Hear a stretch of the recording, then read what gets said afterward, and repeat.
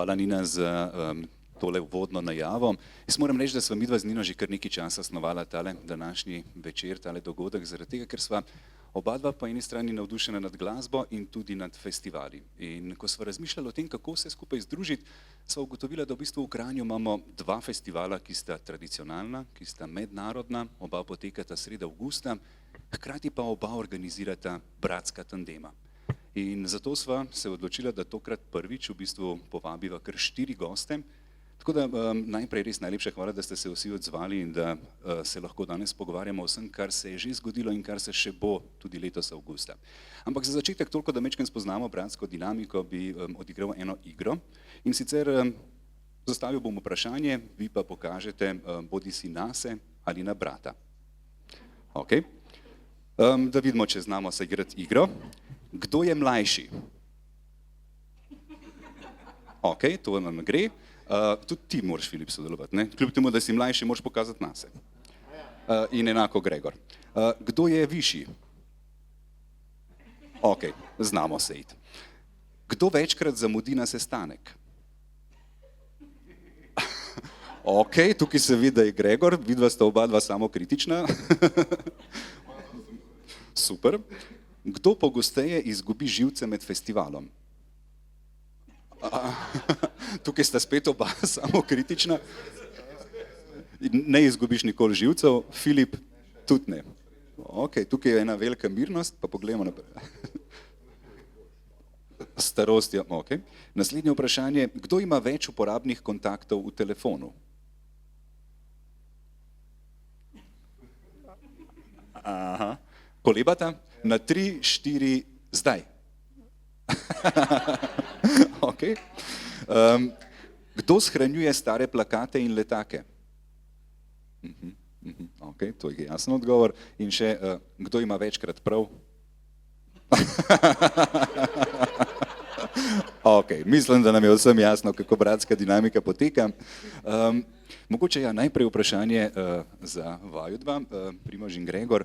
Kako se je pravzaprav vse skupaj začelo? Pa pustimo zdaj Jazz Camp pri kraju, se nekako še kasneje seveda naslonimo nanj, ampak kako se je začela ta afiniteta do glasbe? Ker pot do statusa svetovno priznanega jazzovskega glasbenika najbrž poleg dolgoletnega nabiranja izkušenj in znanja pelje tudi čez eno otroštvo, kjer glasbi najbrž ni mogoče ubežati. Kako je bilo pri vama? Ja, najprej lep dober večer vsem. Pri nas je bila glasba v familiji, tako da nekako nismo mogli zgrešiti. Se pravi, pri očetu so bili, oče imel še 3 brate, od tega je najstarejši igral bobne pri Kranjskem Dixielandu, potem smo nekaj časa tudi skupaj igrala, pa tudi Grega z njim. 2 strica, se pravi 2 brata od očeta, sta bila oba v Big Bandu Radio-televizije Slovenija, pri Privšku še in pol tudi kar nekaj let moja sodelavca, ko sem prišel kaj. Oče pa pel v zboru, pa igral kontrabas, pa mislim, da je imel največ posluha od vseh nas, tako da nekako to ni šlo mimo naju. Mama je pa tudi imela od mami, stric je na Dunaju učil klavir, pa teta je bila pa ena najbolj znanih koncertnih, klasičnih pianistk, in sicer to je bila gospa Jelka Sokodolnik, ki je veliko nastopala po v bistvu področju cele Jugoslavije, tudi s simfoničnimi orkestri in tako naprej, tako da enostavno smo imeli sicer doma kleparstvo, ampak je šlo mimo naju. Tako da glede na koliko nas je ta glasba mene in Gregorja obdajala tudi od majhnega, pa zmeraj smo poslušali te posnetke od Big Banda pa razne stvari in nismo mogla veliko faliti. Gregor, za hip ti je ušlo, nažalost prej, pa ne vem, če si res stal za temi besedami. Ne, si želel biti avtoklepar? Ne, v bistvu oče je bil stavbni klepar in zelo velik ljubitelj muzike. In tako kot je Primož že rekel, da nam je bila glasba nekako že od vsega začetka Nekako se pravi predstavljena, predvsem zelo veliko džeza, ker je pri nas se recimo nikoli ni dogajalo, da bi imeli recimo v nedeljah govejo juho pa narodno zabavno glasbo, da ne rečem kaj drugega. Brez skrbi spoštujem, oba dva spoštujeva to glasbo, ker je to pač slovenski, najboljši slovenski izvozni produkt. Ampak predvsem je bil jazz pri nas in jaz se spomnim, zdaj sem začel pri nekih 7 letih z jazzom, bil sem od naju dveh najbolj nenormalen, ampak potem je pa Primož s vsem tem nadaljeval in je res prišel v to, bom rekel, vrhunskost in moram reči, da sem zelo ponosen, da lahko tole zdajle rečem in skozi pravzaprav vse pore je ta glasba pravzaprav prihajala v najino življenje in pravzaprav se to nadaljuje še naprej.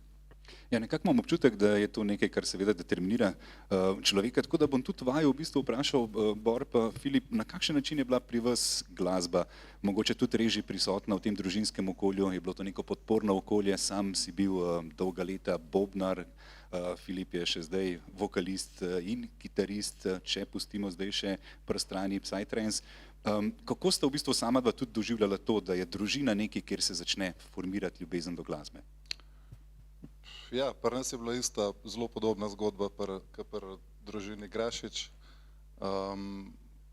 Starša sta nama že od začetka, od 7 let pa prej, in skozi se že spomnim, že v avtu, ko smo se furali v vrtec, smo poslušali Ramonse, recimo, punkčino. In tudi pri nas definitivno ni bilo nobene nedele narodno-zabavne glasbe med južno. Tako da, ja, tudi nama je bilo položeno v bistvu skozi starše, bi rekel. Ja. Si pa tudi v bistvu, če se pri tebi še lotim tega DJ momenta, v prvem razredu si imel že en nastop, kot si mi rekel, in si zavrtel. A ja, to je pa res, ja, Lajbahe sem vrtel v prvem razredu, ja, sem hotel pokazati vsem. En največjih vplivov v bistvu zame v muziki so Lajbahi in tam sem se tudi spoznal prvič z elektronko in z... To se pravi, imamo jazz pri 7 in Lajbahe pri 7 letih, očitno se res tako začne. Filip, kako si pa ti v bistvu do glasbe prišel na en stran, seveda in zaradi družinskega okolja in zato, ker si imel starejšega brata, ki te je najbrž navduševal nad to vso rokovsko-metalsko glasbo? V bistvu, ja, najbolj sem se navdušil, ko mi je oče pokazal Smoke on the Water na kitaro, kako se odšpila. Jaz mislim, da je to prvi riff vsakega, ki ga je hotel oči nekaj naučiti, ker meni je tudi dejansko ta riff pokazal, pa je bil edini, ki ga je znal tako. Ja, in pol pač sem se vrgel noter, in to je to, ja, ne vem, ko bi rekel. In še vsa ta leta ostal zvest, v bistvu podobno. Tako, ja, ja. Kako se je pa recimo tudi, potem bomo še pri bratoma Grašič preverili, kako se je zgodila ta afiniteta pri vama do žanra? Oba sta rekla, da izhajata majčkeno iz tega metal sveta, tudi barve oblačil nazorno to pokažejo, ampak hkrati sta se pa počasi začela navduševati tudi nad Psytrancem. Kako se je to zgodilo? Tukaj v bistvu in pred tebi, Filip in Bor, kaj je bilo tisto, kar vam je pripeljalo ta svet enega žanra, ki ga niste poslušali ob nedeljah ob kosilu, niti na vožnji na morje? To je pa Bor odgovoren. Pismo, ne, kaj bi rekel, mene je vedno pritegnila ta eksperimentalnost pri tej glasbi, pa globina, predvsem je pa tudi prav en tak fizičen občutek pri tebi spodbudi, če poslušaš nekaj časa en repetitiven ritem, se mi zdi, da ti nek pragen vzbudi plesa in tega, kar smo včasih imeli in ne vem, enostavno mi fizično, takoj ko sem to slišal, je bil moj svet spremenjen. Pa niti vedno nisem, kako se reče žanru in nič, ne. Kje pa si to slišal? Kaj je bilo? Prvič bi rekel, da ko sem gledal te risanke Spider-Man, pa to so imeli Juno Reactor soundtrack, to je človek, ki je naredil za Matrico, tudi soundtracke, pa se je pa ja, z filmom Matrica se je pa to še poglobil, bi rekel. In pa tak epski sound je in tako naprej in je tako, veliko stvari je pri tem, kar mi je všeč. No. Zdel se mi je zanimivo, ko si mi takrat na pogovor rekel, ker sam nisem znal razložiti recimo žanra, kako bi rekel nekomu, kaj so značilnosti psytrance. In zanimiv mi je bil predvsem ta stavek. Mavrica žanrov in zvokov in efektov, ki simulirajo psihadelično izkušnjo, nezemeljska glasba z neobičajno strukturo, ki te vrže iz razmišljanja. Ja. Točno tako. Ne vem, Mavrica žanrov, zvokov in efektov, ki simulirajo psihadelično izkušnjo. Nezemeljska glasba z neobičajno strukturo, ki te vrže iz razmišljanja. ja. Ok, evo, če bo Sounds treba about right. leksikonski Ja. status dati, imamo klele stavek. Super. Definicija je dana. Hvala, Bor. Še tukaj lahko vprašam Gregorja pa Primoža. Gregor, mogoče najprej zate. Nekako vsakič, ko mi kdo reče, zadnjič sem bil pri mojem zobozdravniku, ki je navdušen seveda tudi poznavalec jazz kampa in vsega, kar počneta, in mi je rekel, veš, Toni, mogo boš začeti jazz poslušati. Sem rekel, nisem še dosti star. Se mi zdi, da to pride z neko zrelostjo in z leti, ampak Gregor, pri 7 letih. Kaj je mogoče tisto, kar spodbudi en čut do jazza, ljubezen? Ne, jaz mislim, da predvsem drugačnost. Naj rečem, da pri nas doma, ko se je to začelo, v bistvu oče je kupil že leta 78, smo imeli hi-fi in tako naprej in prve 3 plošče je kupil tako v bistvu big band in sicer Ted Jones, Mel Lewis Big Band New Life, to je bila ena taka stvar, ki je pokala 100 na uro. Potem pa še 2 plošče in sicer ena je bila iz Jimmy Smithovega, Jimmy Smith, ne vem, če kdo pozna oziroma če poznate, če ne, niste nič zamudili, si pa lahko seveda pogledate. Zelo znan organist jazzovski in 2 plošči sta bili, to se pravi tudi od njega in ena se je imenovala Sit on It in tako silhueta je bila Hammond orgle, na njem pa ena prekrasna dama, tako bom rekel gor, sedi na teh orglah. No in drug album je bil pa iz njegovega jazz kluba, iz, ne vem, kje je imel, Primož, se ti spomniš, mislim, da je imel nekje, se pravi, svoj jazz klub. No in v glavnem, to so bile prve 3 plošče in jaz sem to skozi navijal. Moram reči, da Primož je pa navijal Dire Straitse pa tako naprej, tako da je to on vse naštudiral. Tako da so, ampak pol nekako tudi strici, ne, to, kar je Primož rekel, se pravi jazz, big bandi, strica sta v bistvu, ker so tudi pod drugim imenom v Nemčiji za založbo Hansa, so snemali različne albume in to sem jaz recimo tudi velikrat preposlušal, to je bilo čist, plošče so čist zdrasane, še danes imamo te LP-je doma. In to je bilo čist eno doživetje, ki si dal to gor na gramofon, ko se je to v bistvu začelo odvijati, je bilo to nekaj pač čist nekaj posebnega, nekaj začaranega in tako. Pol naslednja plošča, ki sem jo kupil, je bila pa recimo, ne vem, to je oče, moram reči, da je to zelo podpiral, tako da velikrat recimo tudi pol, ker sem bil v srednji glasbeni, ker sem pač to še trubento naprej tam študiral, sem hodil, namesto da bi šel na malce, sem si šel plošče kupovati, tako da, ampak sej mi ni nič škodovalo, ampak v glavnem recimo Bing Crosby, Louis Armstrong, potem je bilo šlo to, ampak prej je bil pa pravzaprav bolj tak heavy jazz, ne, s tem smo začeli, ampak potem se bo to nadaljevalo, z vsemi pač stvarmi. Super. Primož, kako je bila pri tebi ta tranzicija od Marka Knopflerja na jazz in kako si v bistvu tudi sam spoznaval, kakšne variacije pravzaprav ponuja jazz? Ja, v bistvu Grega Kle ni bil toliko normalen, ne.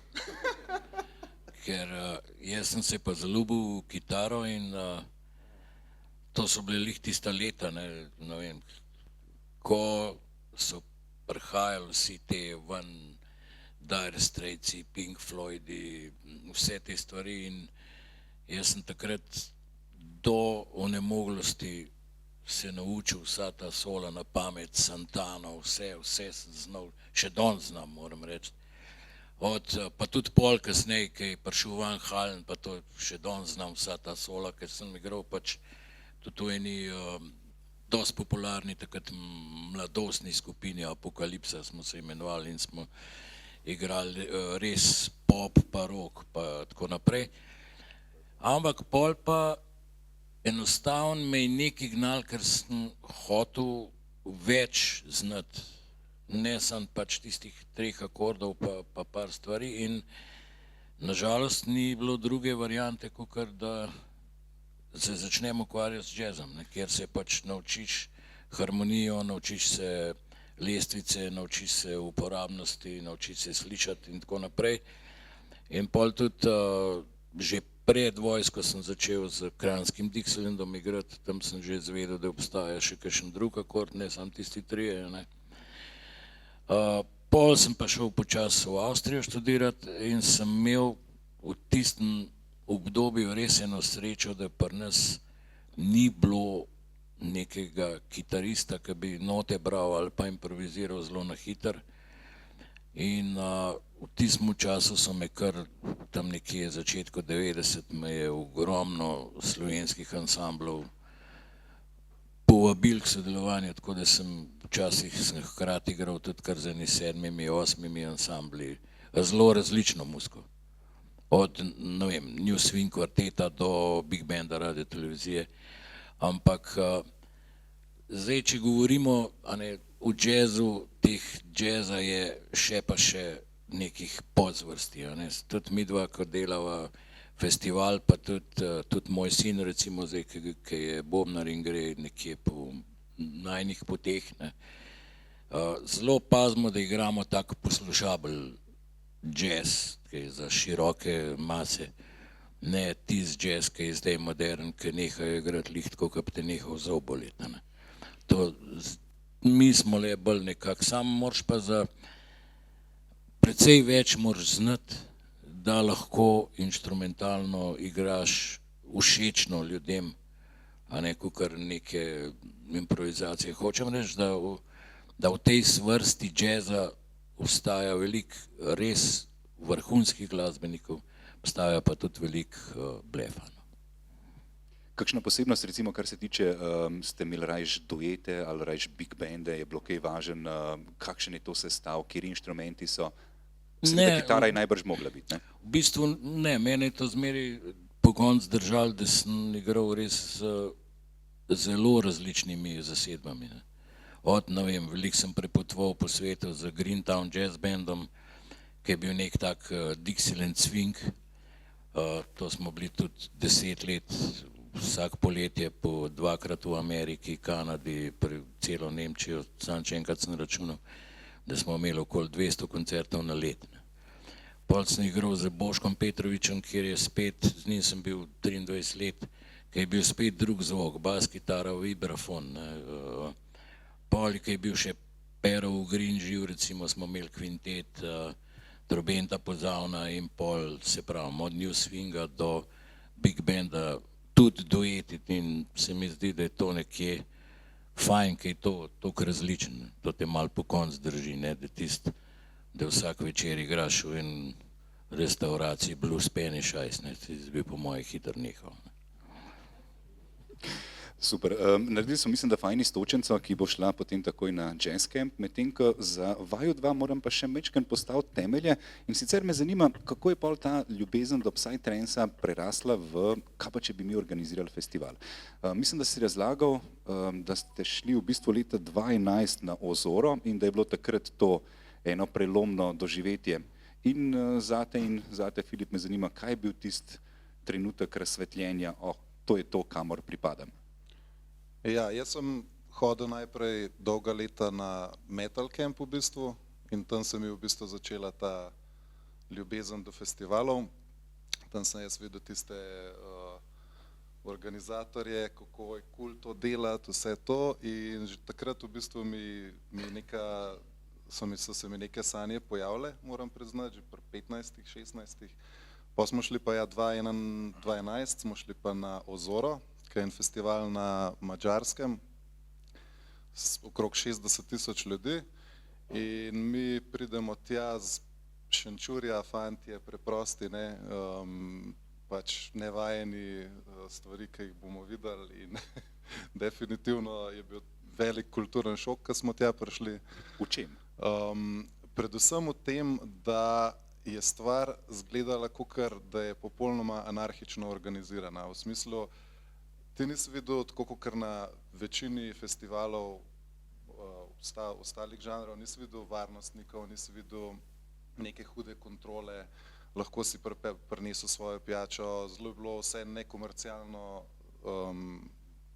narejen in v bistvu me je tudi ta del, ta nekomercialnost teh festivalov me je ful navdušila. Bil sem en tak idealističen mulc takrat in sem v bistvu videl kakor v teh potencialih en način, kako bi naredili bolj zdravo družbo oziroma kako spomniti ljudi na to, da obstaja tudi solidarnost in pač podobne stvari. In ja, prav to me je v bistvu navdušalo, ja, ta solidarnost med ljudmi, ti nasmehi, ki so bili tam, to, da ti zjutraj sosed prinesel kofe, brez da bi ga prosil, in tako naprej. In se mi zdi, da je ja, zelo unikaten festival, ki je pa v bistvu vse naprej sprožil. Filip, kako si ti to videl, pa tudi po tem festivalu v Berlinu, predvsem ta Freaks of Nature, ki vas je malo odpeljal vse en stran od tega prvotnega Psytrance v majčkeno bolj temačno varianto? Ja, mi, ko smo prišli takrat ko smo šli prvič v bistvu na kakšen drug festival, kakor pa na Ozoro, smo videli ta Freaks of Nature, kjer smo pač glede na to, da smo malo bolj metalci pa punksi, nam je bilo ful všeč, kako je zastavljena, kakšen je podžanr, kako je ta podžanr zastavljen lahko tudi. In ja, mislim, zelo logična v bistvu stvar je bila zame, za celo ekipo, da gremo delati festival, ker imamo pač tudi znanja, vse je potrebna za to in smo bili v bistvu že zelo zgodaj, smo imeli srečo, da smo imeli v ekipi ljudi, ki imajo znanja, pa so zainteresirani za delati to, no, tako. Pa še eno srečo ste imeli, da ste imeli v ekipi ljudi, ki imajo rojsten dan avgusta. Ker je v bistvu to spodbudil začetek festivala in nekako mu dal idealen timing. Kako lahko to rečete, ja, da ste nekako iz tega prvi festival organizirali in pol ugotovili, da imate idealno obdobje? Ja, midva s Filipom imava rojstne dneve 18. in 19. avgust, Filip 18. jaz 19. 3 leta narazen. In pač čist spontano smo naredili, v bistvu so to datumi okrog 2 največjih festivalov v regiji, to so Ozora pa Modem na Hrvaškem. Kar pomeni, da ti dobiš v bistvu ta cela Psytrance subkultura se premika kot ena karavana po celi Evropi. To so party ljudje, ki v bistvu svoj poletje preživijo na festivalih. Kar pomeni, da smo imeli mi v bistvu klele v 4 ure, 5 ur vožnje z avtom okrog, že ogromno publiko folka, ki je v bistvu pač potem smo seveda naredili ta festival, to je Modem se zaključi, se pravi 2 dni pred našim festivalom vsakič, ne, in to pomeni, da 8000 ljudi gre zdaj proti severu, ne. In potem smo mi, pa nismo zaradi tega delali, ampak čisti slučaj je, da smo dobili pač ta gold datum in tudi noben festival dolga leta ni bil med istimi datumi, tako da je poje kar naenkrat začela stvar zelo rasti. Se spomnim, da si rekel, da v bistvu so bila leta, mislim, da 2018, takrat še niste delali v Kranju, delali ste Ljubljana pa Vodice, ampak kar naenkrat si v bistvu videl, da je ful enih kombijev z nizozemsko, nemško registracijo začel hoditi na festival in si upal oziroma sta upala, da se bo to kmalu nehalo, ker ni bilo več kapacitet. Ja, 2018 je bilo to, ja, ko smo v Vodicah naredili prvi ilegalen festival, ker še kar ne morem verjeti, da smo dejansko delali to brez papirjev. In sicer na eni jasi sred Vodic, tam blizu cestninske postaje Torovo v Gmajni in pač mi smo zelo pač idealistično stvar valjda ful spromovirali prej na polno, ne, pač po Evropi flyerje poslali itd. Tisoče flyerjev in sam upal, da vse v redu, ne. In poj pač, ja, 2018 se pravi začnemo, pač postavimo tam sound system, vse, in kar naenkrat začnejo se voziti kombi in kombi na kombi iz cele Evrope, ne. In mi gledamo, kva se dogaja, noro, mislim, vse smo bili veseli, ampak obenem malo tudi prpica stisnila vmes. Sploh, ko te helikopter preleti in Ja, pridejo seveda, robocopi. ja, še to, ja, dobro, da se spomnim, ja, tako, pač helikopter, policijski letel okrog in pač norišanca, ne, po domač povedano, ne. Seveda je bilo poj vse ok, prišlo je 700 folka na našo prvo edicijo. Event je bil čisti success, res narejen from the ground up, nič ni bilo tam, mi smo tam vse postavili, ne, pač, tako da sred jase, tako da, ja, zanimivo. En mesec smo kosili na roke, ja, to moram še reči, to je bil Močvirje prej. Tam tista jasa, to je bil Močvirje in mi smo tja prišli, ker se ni dal niti voziti, pa nič ne vem, da bi recimo vsaj neko motorizirano kosilnico imeli, ne, mi smo še s kosom to delali, pa na koncu je na srečo prišel kmet sicer do konca, ampak ja, zanimiva izkušnja. Super, nadaljujemo potem ob selitvi v Kranj, mečkam pa še skočimo na to stran, ker tukaj me pa tudi zanima, kako se je sploh začela ta zgodba leta. Uradno piše takole, leta 2003 sta ustanovila podjetje, kam se mi je zdaj tole izgubil, Gramus, in potem leta 2004, ste pa že v prvem letu delovanja je podjetje začelo organizirati glasbene delavnice in festival Jazz Camp Kranj, na katerem sta posredovala znanje tudi mladim nadobudnim glasbenikom skozi glasbene delavnice. Kako se spominjate tega želje po začetku?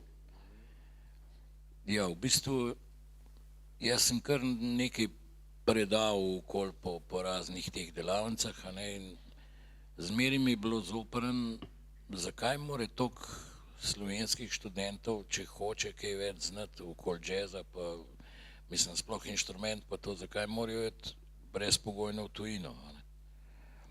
In pol sva enkrat s Gregetom prišla na idejo, ti dejva narediti, če že ne moramo spraviti skupaj neke akademije, pa to dejva narediti vsaj jazz camp, pa pomagati tem študentom tistih 10 dni, kakor pa pripeljava glede na poznanstvo in na vse te glasbenike, s katerimi sem jaz v tujini več ali manj sodeloval, dejva jih pripeljati sem, pa naredimo nekaj, ne, z tega. In na začetku je bilo to, moram reči, zelo bogo.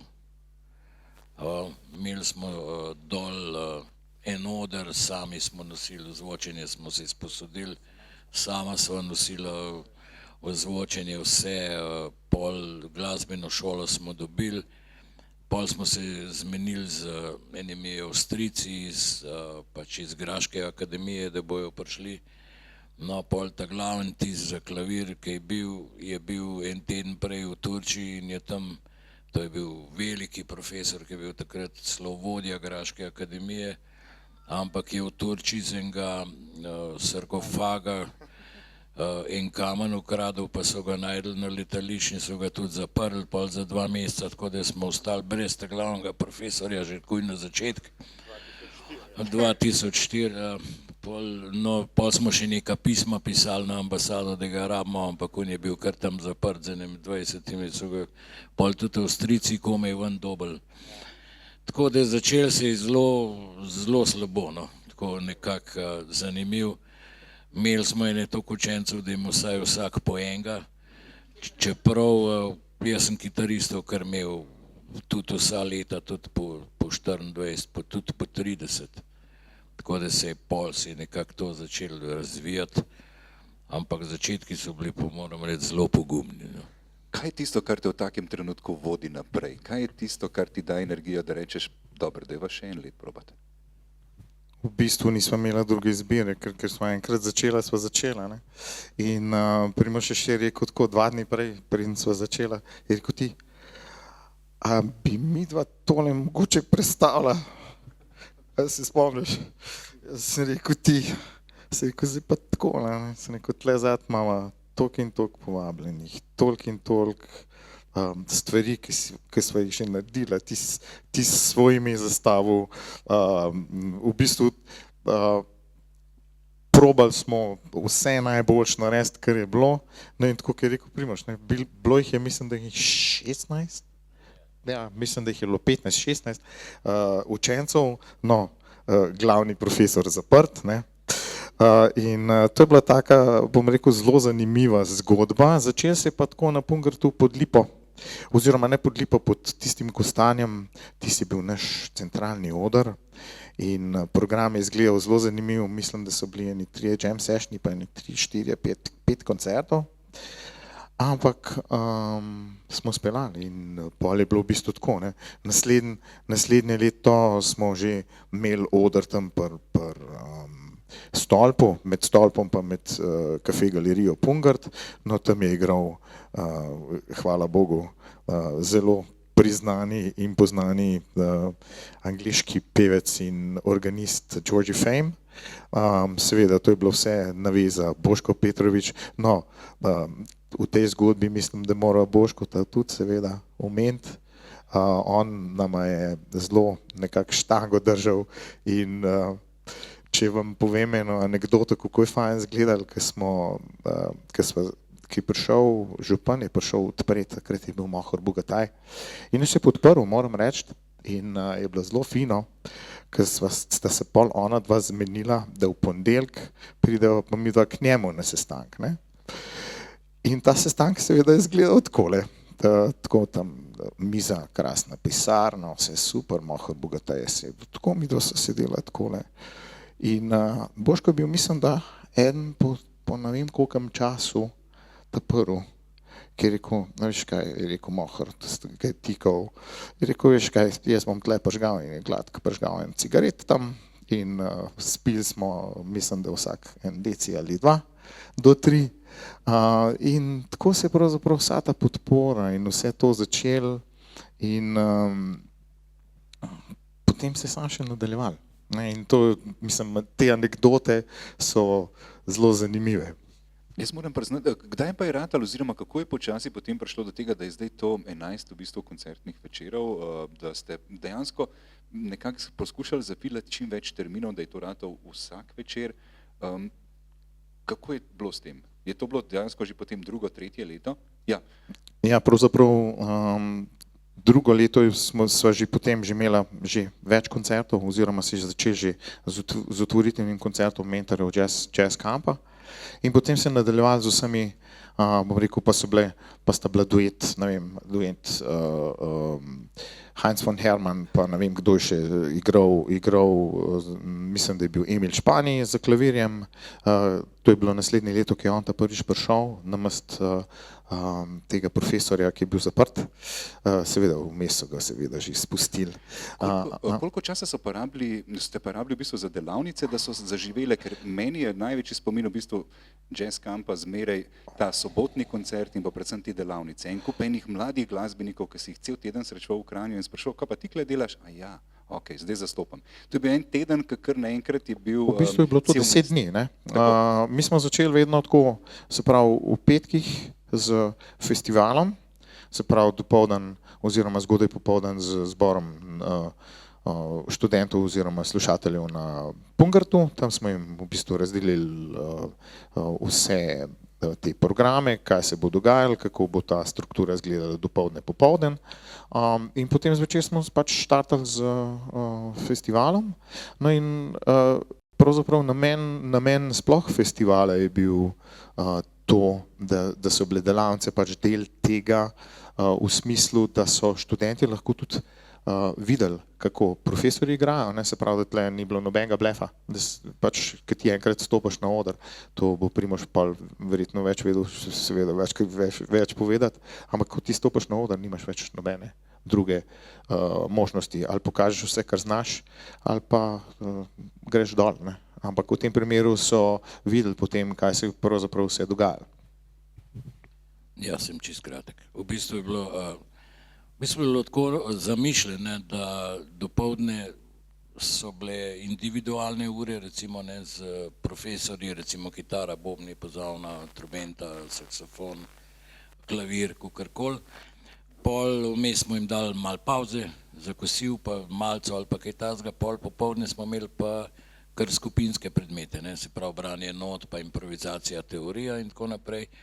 Pol pa potem pa smo pa še sestavljali ansamble, tako da je recimo vsak že tisto, kar se je dopoldne naučil ali pa kar je recimo, kar bi rad igral, je že prinesel en ansambl in smo imeli nekih kombo, smo temu rekli zasedbe, nekih 5-6 recimo, pa vsak od mentorjev je prevzel en ta kombo in pol te so pol tudi na koncu zadnji večer vsi nastopili na odru. V bistvu pa te koncerti, ki so bili pa tudi s tem namenom, da te tudi študenti vidijo, kako pač profesionalci pridejo, igrajo in kako to izgleda. Še to ne smem pozabiti, ampak kdo od vaju avgusta rojsten dan? Srečne. Dobro. Gledam tudi, da imate podoben termin za festival. Moram pa v bistvu zdaj vaju vprašati, ta selitev, ki je prinesla Drops festival v Kranj. Torej do leta 2019 ni bil v Kranju, 2019 se je prvič zgodil. 2019 je bila prva, ja. Kaj je bila tista sreča, ki nam je prinesla ta festival v Kranj, to, da poveste v bistvu, zakaj je sploh prišlo do selitve? V bistvu je sreča to, da je v Vodicah toliko konzervativen župan, da se ni hotel niti pogovarjati z mano, da bi papirje naslednje let dobil. In kako ste potem našli to lokacijo? Potem smo pa našli ta lokacija je v bistvu, to je Škofičeva zemlja, kjer se že leta dogajajo pikniki, pa tudi med drugim veliko rejvov, ne. Se pravi, okrog leta 2000 je bil že Umek tam, ga je sin od Škofica delal, od lastnika zemlje, tako da žuri so tam vedno bili, a ne. K sreči je pa še toliko daleč od ljudi, da se pač ne sliši neki ful. Se spominjaš tiste prve vožnje na to lokacijo, ki sta vedela, ok, to je to, tukaj bomo imeli festival? Specifično tiste vožnje, to ne, ampak bila je pa s prve ideja, ne. Meni v bistvu to, ne vem, mi je foter predlagal. Mi smo že skozi nekako gledali, kamorkoli smo šla z Borom, kamorkoli smo se furali, smo gledali, kje je ploh festival naredil tak. In valjda smo imeli skozi to v glavo, ko bilo dobro, če ploh kle naredila, ne. Je bila pa neka fora, da kmet ni več hotel oddajati, nekaj let ni oddajal, ker se je skregal z enim, ki je delal pač partije tam. In pol je oče na srečo meril pri njemu, ki je geodet. In lih v ta pravem cajtu, da smo mi vprašali in je bil za Škofic, je rekel lahko, tako da to je to. Seveda. Mogoče sam mikrofon ti bomo še.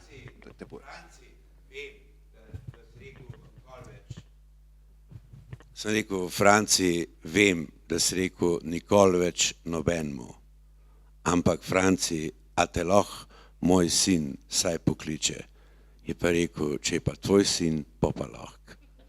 O, lepo.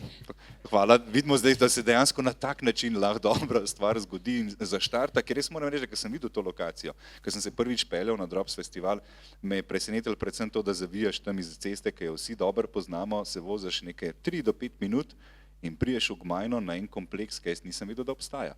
Kar naenkrat je ena ogromna jasa z enim kupom infrastrukture, tudi ta vaš glavni oder, ki je v bistvu rasel iz leta v leto. Meni se zdi to fascinantno, ker je eden redkih festivalov, kjer oder v bistvu vi ne podrete, ampak ga pustite in ga kvečemo vsako leto nadgradite. V čem je poanta, kako lahko rečeš, da ste tudi sami skrbeli za infrastrukturo, da ste v bistvu ta travnik nekako naredili v eno izkušnjo? Ja, prav velike infrastrukture ne smemo pustiti, nažalost, ker je zaščiten park pa to, ampak ja, probamo stvari tako narediti, da grejo skozi, da še kar lahko kmet kosi in tako naprej, ampak ja, pač če bi vsak let znova postavljali to infrastrukturo, bi bilo finančno nemogoče, ne. Plus to, da skozi leta dobiš ideje, ne, ker vsaka lokacija je zelo specifična, drugače izgleda in potem te ideje nadgrajuješ vsako leto. Ne. Koliko ljudi lahko sprejmete v bistvu? Koliko je neka številka, ki... Imeli smo maksimum 2300 takoj po covidu, ampak to je bilo že kar težko furati, je že kar malo preveč, če me ne vprašaš. Od teh 2300 obiskovalcev je koliko tujcev? Vsaj 80% bi rekel, če ne 90%. Ja, pridejo iz, lansko let smo prodali karte v minimalno 65 držav smo našteli, vse kontinente. Ja, to me je bilo tudi kar fascinantno, ko tam hodiš pa gledaš te registrske tablice, vidiš, da to, kar si prej povedal, da tukaj v bistvu gre za, jaz nič samo pozitivno v tem, ampak neko pleme, sem imel jaz tak občutek, ki se seli iz festivala na festival in to so ljudje iz res vseh koncev sveta. Ja. Kako jih v bistvu pritegnete in kaj njim prodate, kot pridite na Gorenjsko, v Kranj, čudovite Alpe, v objemu gora, kaj tisto, kar deluje? Ja, direkt točno to, kar si rekel, ne, pač Filip je pri nas zadolžen za medije in za promo in velik del tega, kar pritegne, je lih narava pa lokacija, ker Udimboršt je zelo poseben gost, poseben vibe, ima svojo zgodovino in ja, lahko ti poveš. S čim prodajaš?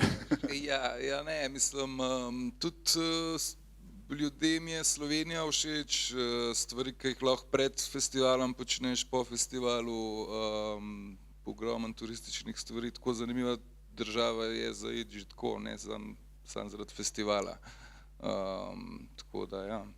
Pa dejansko tudi ni konkurence, ni nobenega Psytrance festivala v Sloveniji? Ne.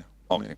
Pa še, ja, kaj sem še hotel reči, da ogromen obiskovalcev nam tudi pove, da pred festivalom sploh vedeli niso za Slovenijo v bistvu, ne, in poj šele vidijo, ko pridejo sem, recimo, ne vem, en artist je, ko smo se vozili, ko se voziš tam proti Tenetišam in vidiš Storžič in Kamniško, Savinjske in te tam in ga je popolnoma sezulo, on je rekel, jaz čisto takega še nisem videl, jaz še nikoli nisem pelal na festival, pa da imaš pred sabo zid gora in folko je Slovenija še relativno nepoznana in ogromen smo jih na ta način v bistvu prefurali sem, kar sicer ne bi.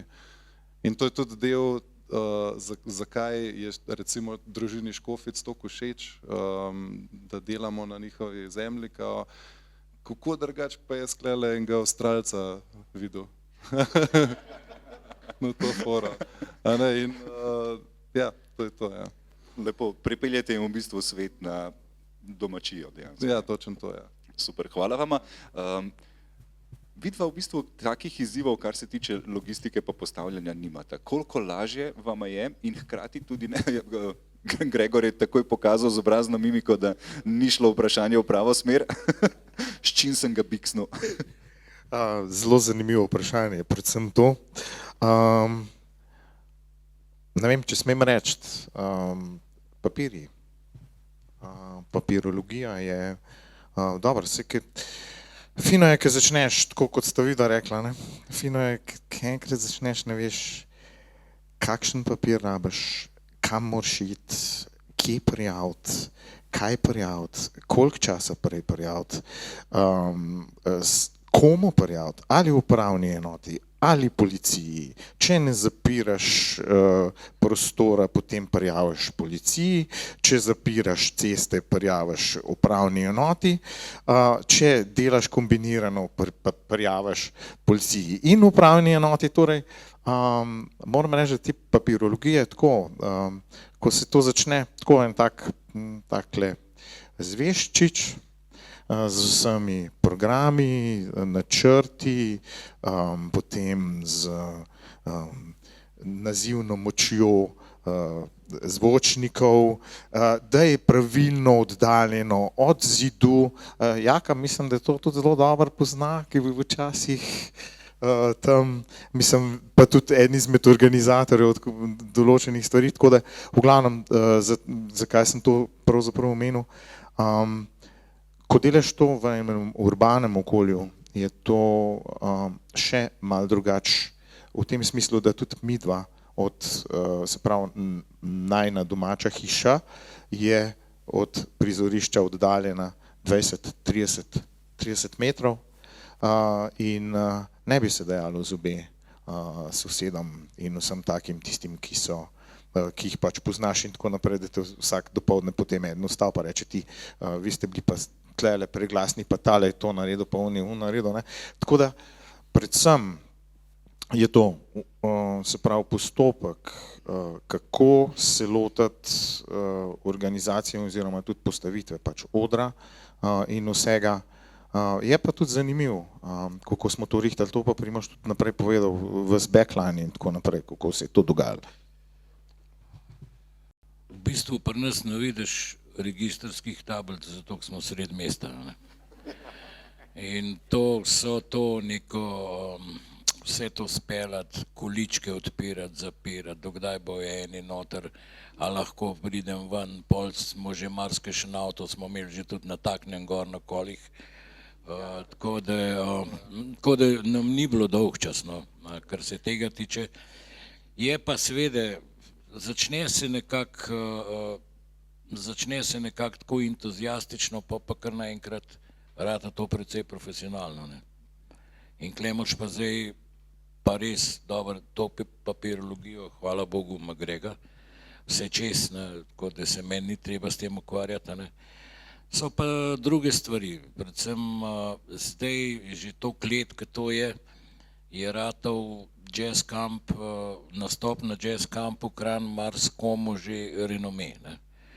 In zdaj nas recimo res zasuvajo z prošnjami, da bi nastopili, ampak to delati, to selekcijo, pa spet paziti, da se ne ponavljati, pa imaš pa seveda, v Sloveniji ni toliko izbire za tujce, pa ni denarja.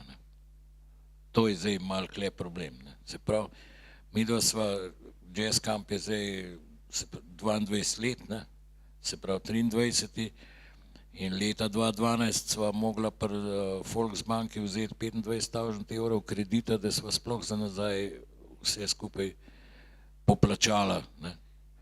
Tako da to v bistvu ni tako simpel, kakor izgleda, aha, tokle ljudi imajo. In pol od korone naprej recimo nismo niti več delavnic delali, delamo samo festival, čeprav letos bomo naredili ene take dnevne seminarje v bistvu spet s tujci, tako da bomo malo to nazaj vrnili. Ampak pa vidiš, da drugače ne bo šlo, pa probaš vstopnino naštimati, ampak marsikomu, ker so bili prej navajeni priti zastonj, pa pol, če je malo vetrček popihal, ki ponavadi popiha tamle konec avgusta, sploh pa če je tudi prej 14 dni 40 stopinj, ko mi začnemo s jazz kampom, se sigurno lije. Tako da točno že vejo, do jazz kampa bo lepo vreme, pa je pa treba iti s počitnic znamke, da se pri nas pol zgodi. In pol, čim jih je malo zazebali, so ostali pa šli. Zdaj pa morajo plačati 5 evrov recimo za vstopnino, zdaj pa sedijo tudi z dekcam, sam da je do konca. In mislim, je zelo žal, sam to je res. In marsikomu je tudi, marsikdo se na blagajni zaradi 5 evrov obrne. Ali pa 10. Čakajo, če kdo mene srečo, ali pa ga reketa, ti daj me noc prav. Ker ne vejo, da v bistvu midva to rabva za stroške. Mislim, če tako povem, en takle festival, najin festival, stane tam približno od 40 do 45 tisoč evrov. Z 10-dnevnim ozvočenjem, z vsemi taksami, z nastopajočimi, z vso reklamo, z vsem, tako da to ni tako simpelno.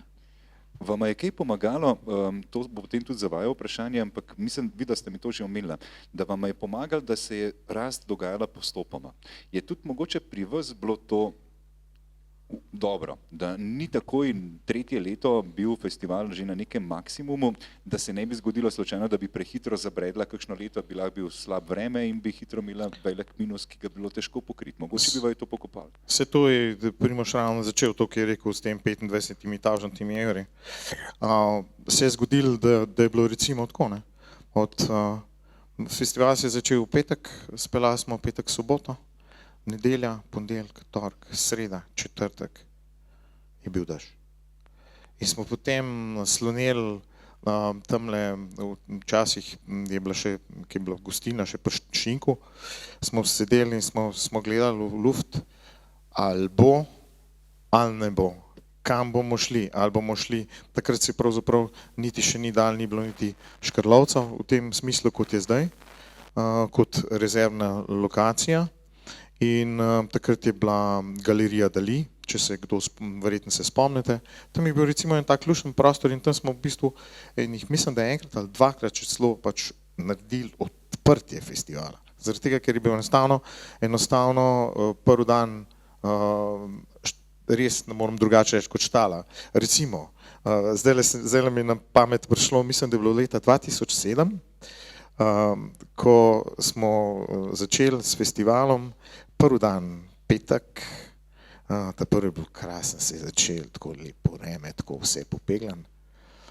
Bolj je šlo proti popoldnevu, bolj je bilo temno, bolj je šlo proti popoldnevu, bolj je bilo čist, tako res črno vse. In pol je taka toča padala, da je Primož šel, jaz sem avto, v bistvu tam pri nas smo imeli doma, tako da je bilo, se pravi, čez rob terase je bilo tako, je nekaj rasel zato, da sem dal avto spod, da mi ga toča ni zbila, Primož je pa tam šel nekje, oziroma ne vem, kako je že bila, šel na oder in mu je toča zbila kratke hlače in mu jih je strgala, recimo, to je bilo to. Zvečer, ura 9, vse se je nehal, odprl, takrat nam je Art Center, takrat je bil še Art Center, oni so imeli oder na Kizlštajnu na uni strani, tam, ki je zdaj park. No in smo rekli, kaj pa ćemo zdaj narediti, a ćemo dvigniti oder, je rekel Primož, dajmo. In smo dvignali in pa smo imeli še fajn sponzorsko ozvočenje, ki je na Kretnica šla, tako da smo bili, tako da je še Mario najin prijatelj oziroma Primožev prijatelj, potem so pa en zelo dober najin potem skupen prijatelj, ki smo potem skupaj dolga leta delali. Nemči smo bili spodaj pod odrom, pa smo gledali, kjera Kretnica dela, oziroma kjera končna stopna dela, kjera ne, pa dokoli smo bili vod. No, tako da, ampak, to je bila otvoritev in potem prišlo je, ne vem, 100 ljudi, 150 ljudi, pa smo pa rekli, lejte, drug dan je bil pa napovedan koncert mentorjev, je rekel Primož, dajmo ta koncert ponoviti, so gladko so ponovili, ampak še fajn, še ena druga stvar, ne, so srečali te Francozi, ki so bili francosko-brazilska zasedba, krasno so igrali, so videli našega profesorja za klavir, so rekli, Emil, ti si tudi tle, ker njihov pianist je mogel iti nazaj.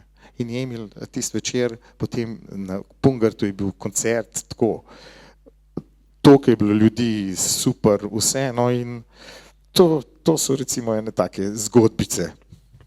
To se pri jazzu namreč da, ne? Da nekdo lahko uleti v drug band, ne? Tukaj imamo malo sreče. Če profesorja zaprejo, pride druga. Zna koristiti. Za vaju še vprašanje, v bistvu, nekako se mi zdi, da je bilo tukaj par dobrih iztočnic, ki jih lahko seveda tudi vidva definitivno povzameta. korona je prinesla en kup ene negotovosti, nikoli ne veš, kaj bo vreme naredilo, lahko ti dejansko uniči eno leto dela. En kup ene negotovosti je pri tem, kako boš v bistvu naslednje let sploh preživel. Enostavno so stvari, ki jih iz svojega življenja, svoj kredit vzameš, nimaš nekega sponzorja. Tudi pri vas dejansko ni sponzorjev na nikjer. Ja, ful mi je bilo tole zelo zanimivo poslušati, ker kljub temu, da smo kao iz dveh različnih svetov, se v bistvu midva soočava s popolnoma enakimi forami, kot se ona dva. In sicer recimo ja, pač, birokracija, ki je v Sloveniji nemogoča za dogodke, pač imamo antifestivalske zakone, ki več kot 8 ur glasbe recimo sploh ne moreš imeti, dokler nekega statusa ne dosežeš, do takrat si pa ilegalen, potem do tega, da ti frendi skozi pišejo za guest liste ali pa karkoli čakajo tam, potem tehnične fore, ja, to, kar sta rekla, da tudi pri nas je pač Drops je ratov z leti, v bistvu ja, je kar renome tudi, da špilaš in nek checklist in artisti ti skozi pišejo. Jaz imam zdaj, če odprem Messenger, sigurno ne 3-4 prošnje za špilati na Dropsih in pa se moraš malo naučiti delati s tem. Vreme tudi recimo 2023, če delaš festival, je vreme nočna mora, ne? To si skozi gledaš pred dogodki, skozi gledaš AccuWeather, kakšen bo vreme v naslednjem tednu, ne? In recimo pa letališče Lufthansa Strikes ali pa kaj takega, to je tudi... Ja, na letališče, je to misliš, ja. Leta 2023 smo imeli produkcijo takrat, ko so bile pač poplave te slovenske, najslabše na svetu, ker nam je v bistvu cel festival odplaknil 10 dni prej. Mogli smo drenažne te jarke kopati, cevi dajati noter. To je bilo, do tokle vode je bilo na dance flooru koliko 4 dni pred eventom, 5 dni pred eventom, ne. Pa se jo predstavlja, ne, tako da ja. Ja. Še ena zanimiva stvar mi je, ker bo tudi še za v bistvu oba para zaključno vprašanje z moje strani, in sicer, kako je nastopati na svojemu festivalu? Vidva v bistvu oba dva imate tudi to izkušnjo, da vsako leto nastopita. A je to kakšen dodaten problem, a je to v bistvu en užitek, ki se ga ful veseliš? Kako je biti nastopajoč na svojemu festivalu? Ja, dobro vprašanje. Meni je v bistvu ekstremno naporno, če sem čisto iskren, ampak še vseeno moram to narediti za mojo dušo.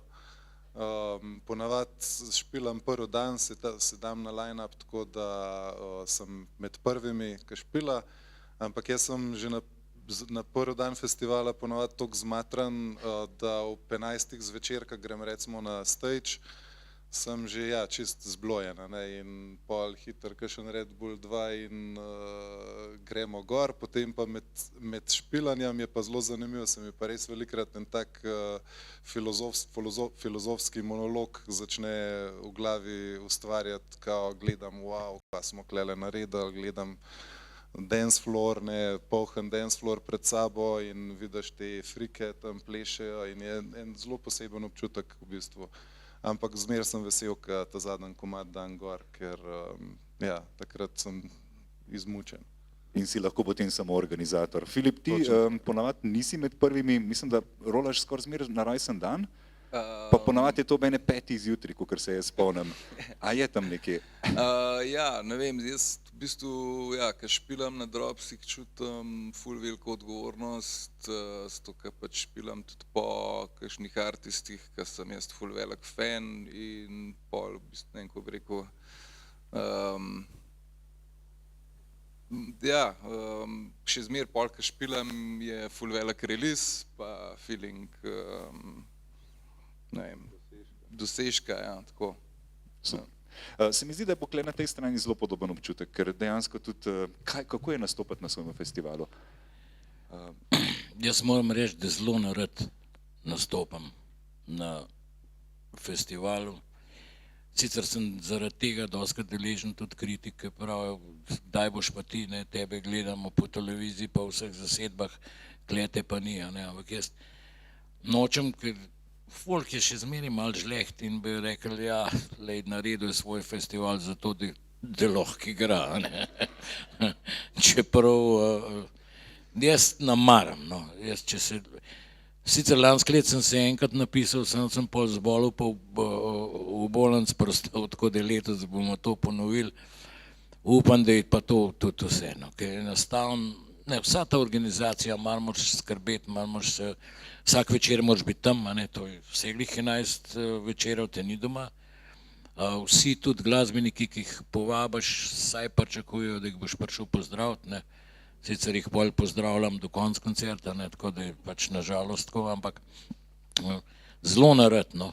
Je pa občutek je pa dober, ne, če stopaš na oder, pa recimo takrat, ko še ni bilo stopnine, se je znal tudi na tistem majhnem Pungartu tudi 1000 ljudi zbrati, ne.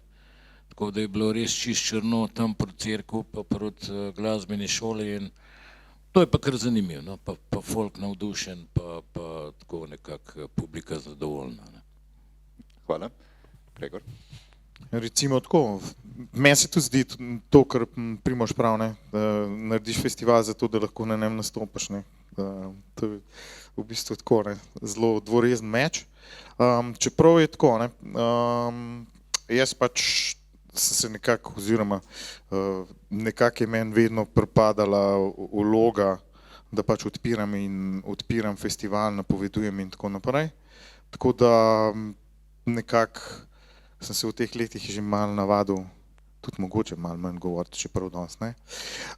Ampak v glavnem gre za to, da je pravzaprav en tak fajn občutek, kot je recimo, ne vem, kdaj kdo vstal dopoldan med festivalom pa reče ti, včeraj je bilo pa tole fajn, ali pa ne vem, mogoče še kdo reče, mi je še to pravzaprav bolj nekako, včeraj si pa ne vem, nekaj fajnega napovedal ali pa si bil še celo, to najin prijatelj Mario velikokrat reče, še celo tako malo humoren, ne, no, tako da to je pravzaprav z njegove strani zelo velika pohvala. No in takrat, lansko leto, ta dogodek s Primožem, ko je pristal v bolnici in ko je odpadel ta njegov koncert, to je bil četrtkov večer, so me vsi spraševali, ne, in so klicali, ne samo, mislim, Primož je imel moj skoraj pregorel telefon, tudi meni, ampak enostavno je tako, festival sva midva, Primož in jaz, ne. In ko so naenkrat vprašali, kako izgleda najin organizacijski odbor, sem jaz pokazal na Primoža, Primož pa name. In to je bil organizacijski odbor, sicer danes je to drugače, ne. Danes je k sreči moj nečak in Primožev sin zelo tudi zraven prisoten kot, bom rekel, stage manager in te stvari, bom rekel, zdaj manj delava tehnične stvari sama, ima krasne tehnično ekipo, mojstre in tako naprej, tako da to ja, je pa res, ne, da vedno je fajn, da imaš en tak, bom rekel, pozitiven feedback, oziroma fino je imeti en tak, bom rekel, občutek, da si pač nekaj naredil, ne zase, ampak za druge. Definitivno mislim, da ga imamo vsi kot poslušalci in obiskovalci vaših festivalov. Me pa zanima, če je kakšno vprašanje tudi strani občinstva. Aha, kaj izvolite?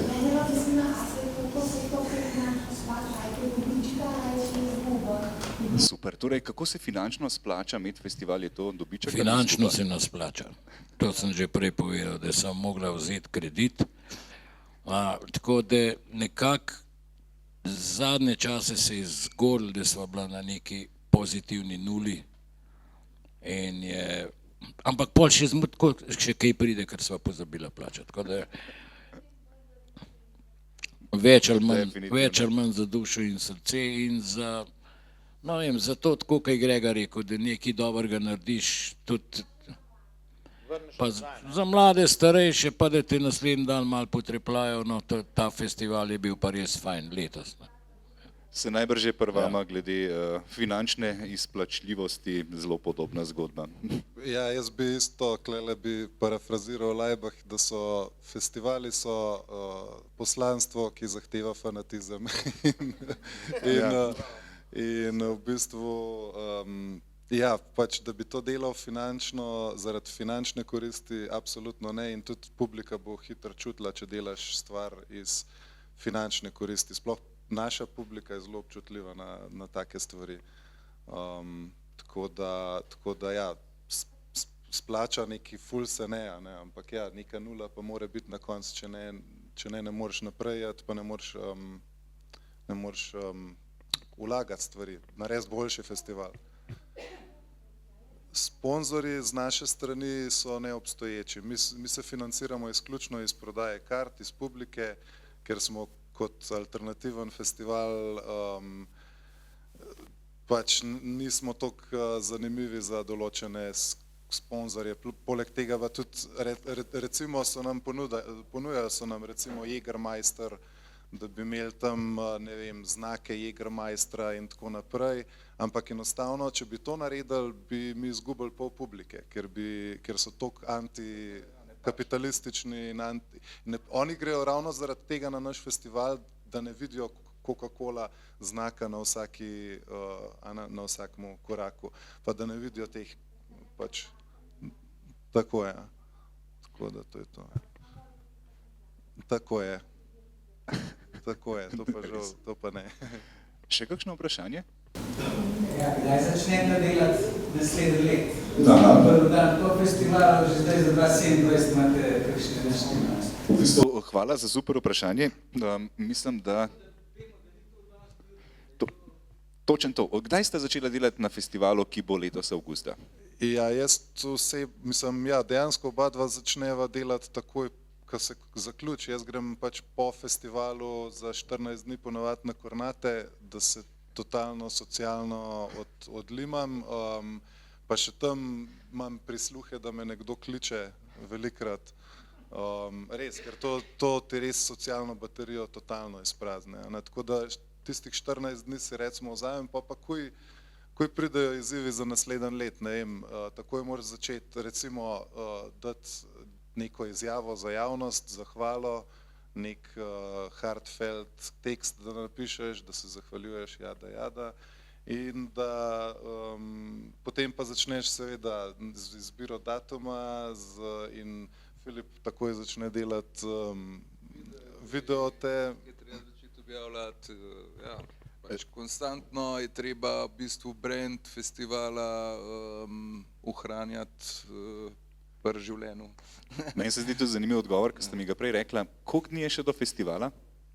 97, ne? Dejansko vejo, koliko dni je do festivala in to zdaj 97 vejo zato, ker je šlo pod 100, kar pomeni panika, kmalu bo. Še podobno vprašanje na vajni strani, pa mislim, da je zelo identičen odgovor. Ja, mi dva v bistvu zapirava festival sigurno 2 meseca.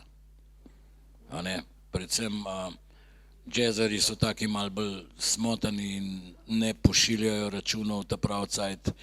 In pol, ker ne pošljajo računa, ti ne moreš naprej dobiti denarja in pol tega plačati.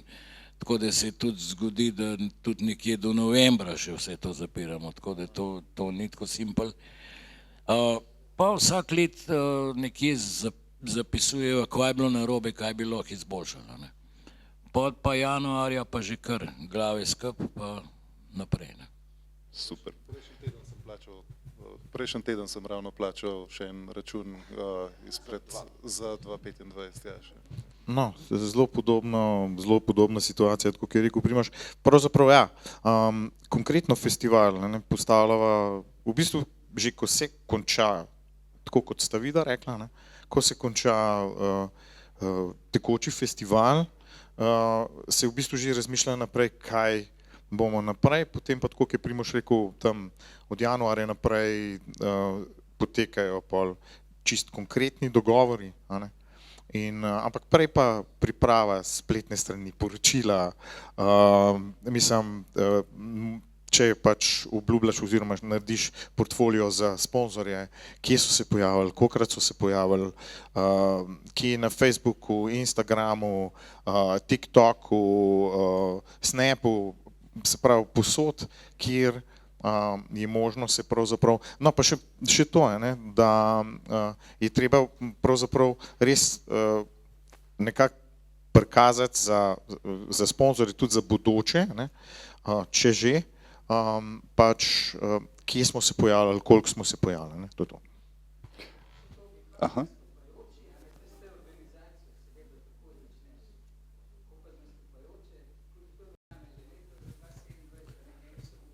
Kako se torej nastopajoče v bistvu dobi za naslednjo edicijo festivala? Najbrž tudi že v sklopu prejšnjega festivala se za kakšnega zmeni. Ali pa zaradi bolezni? Ne, zdaj, kukor obrne, se pravim, skozi hodijo, tako kot sta tudi ona dva rekla, skozi hodijo neke prošnje iz vseh strani, ne, pa ponudbe, pa, ampak zdaj seveda malo gledaš, absolutno gledaš kvaliteto, kaj bi, glede na to, da smo sred mesta, da imamo res tako poslušabel muziko od bluza do latina, do ne tistih ta hudih džezov, ne. Po drugi strani pa tudi malo gledaš, mislim, predvsej gledaš finančno, ne, ker eni se ti ponujajo, obenem pa tudi take cene postavijo, da rečeš, ne, tole si pa ne morava privoščiti, ne. Tako da enostavno skozi malo šahiraš, ne, tegale, ja, tegale ne, pol ta takrat ne more, takrat lih zelo sem imel eno uro nazaj, da on nima tega basista, pa bo prišel drug, pa če ne bi, a bi rajš 17, če ne 17, 18, ker 19 bi pa en mogel iz Krka priti, pa s takim stvarmi se pol ukvarjaš ti, ne, namesto da bi se oni, ne. Tako da imaš pa seveda okvirno imamo pa zdaj že kar nekaj časa postavljen program, ampak zdaj bomo še šahirali, kjer ga kam, ker ta ne more takrat, on ne more takrat in pol malo moraš vse te priklicati, a lahko vas predstavimo kaj, ker je tam en, mislim, šah je, ne. Tako da okvirno pa imamo postavljen. Hvala za vprašanje. Še zadnje, če je? Ok. Pa mislim, da imam jaz še zadnje vprašanje za vaju in sicer najprej za vaju dva. Kdaj je letos festival?